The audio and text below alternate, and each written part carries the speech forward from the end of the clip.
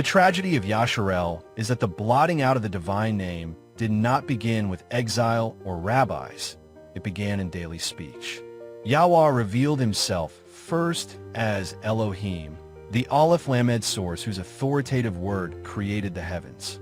Then, in Genesis 2, he revealed himself as Yahweh Elohim, the personal, covenantal God who forms, breathes, walks, and speaks face to face.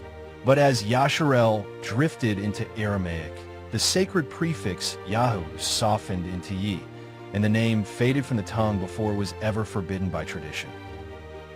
What began as habit became doctrine. Leaders taught the people to replace Yahweh with Adonai, concealing the name God commanded to be proclaimed. Thus Yasharel kept the idea of Elohim, but lost the revelation of Yahweh. The source retained, the presence forgotten. And because Yahusha bears the Father's name, the Son's name faded along with the Father's. Yahusha became Yeshua, then Isis, then Jesus, a sound without the covenant meaning Yahweh saves. Yet prophecy promised the name would return. Isaiah declared Yasharel would know his name again. Zephaniah foresaw a restored language, so all could call upon Yahweh with one consent.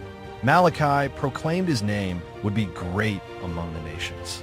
Today the stones and scrolls testify. The Moabite stone, the Salome inscription, the Elephantine papyri, and the Dead Sea Scrolls all preserve the ancient Yah, the very name embedded in Yahusha. The restoration of the Son's name restores the Father's name.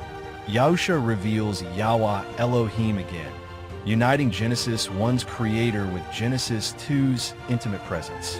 The name lost through drift, tradition, and translation is being restored through revelation, archaeology, and the stirring of the Spirit. Yahweh, the source. Yahusha, the word. The names forgotten are being restored.